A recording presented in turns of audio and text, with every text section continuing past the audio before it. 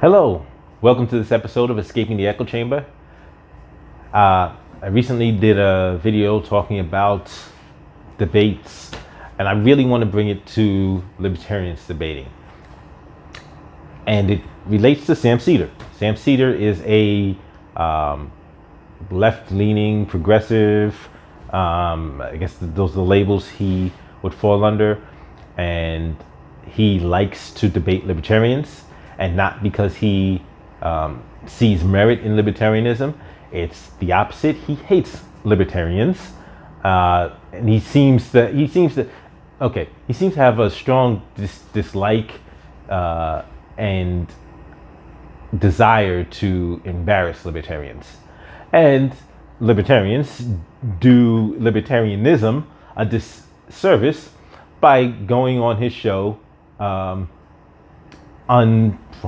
unprepared and without doing research into like who he is and what his objectives are. So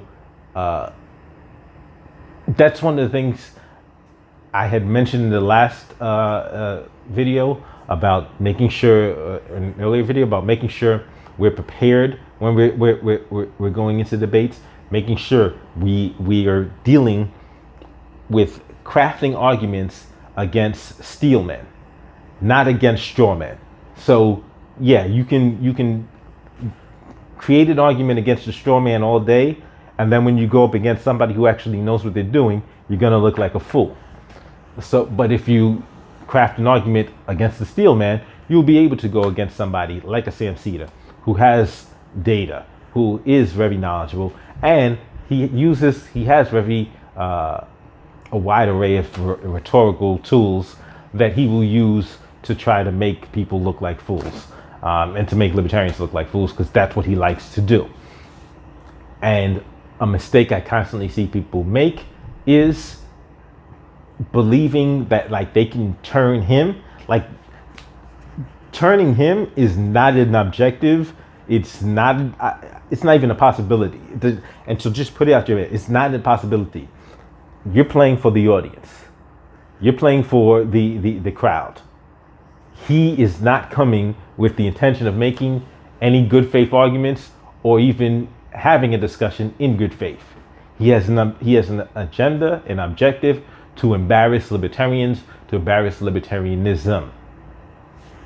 And so you have to go in there knowing this and having the best form of arguments in place, in your mind, well organized, and having data to support your arguments. So that means doing research, not just, well, I think that this is how things are, so yeah, this is my argument. Well, yeah, Medicare for all won't work because it costs too much. Yeah, that's not gonna do it, because if you don't have numbers, he will then start citing numbers on you. He will cite how the medical insurance, there's $34 trillion being spent on medical insurance now, whereas on the Medicare for all, under the Mercatus study, it's only going to be 32 trillion. So there will be a net saving of 1.4 million or something like that under Medicare for all. But of course, if you've actually read the Mercatus study, or as I am in the process of reading the Perry study, it's a very long study and it's fluff. But I've read the Mercatus study, but I mean the Perry study.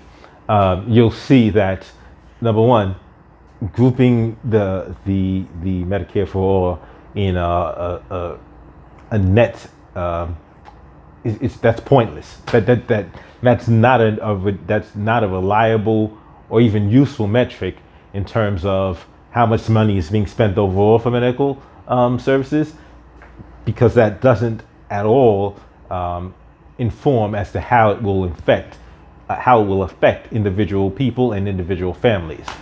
Because if businesses are cutting money that they're spending on on medical health insurance and everything, that cost is being shifted somewhere else. That's right, back to the people. So that's what I really want to talk about. Making sure that whether it's Sam Seder, whether it's anybody, whether it's just people in your day-to-day life, do your research, stop arguing against straw men, and prepare your arguments, craft your arguments against the strongest forms of the opposing sides arguments.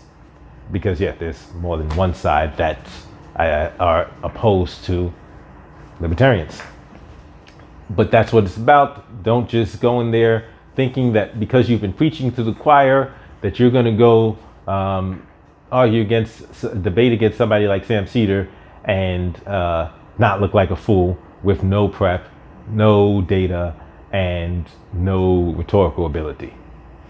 Thank you for watching this episode of Escaping the Echo Chamber. Give me a thumbs up, give me a share, comment, all that good stuff. That's somebody else's catchphrase. I'll see you next episode of Escaping the Echo Chamber.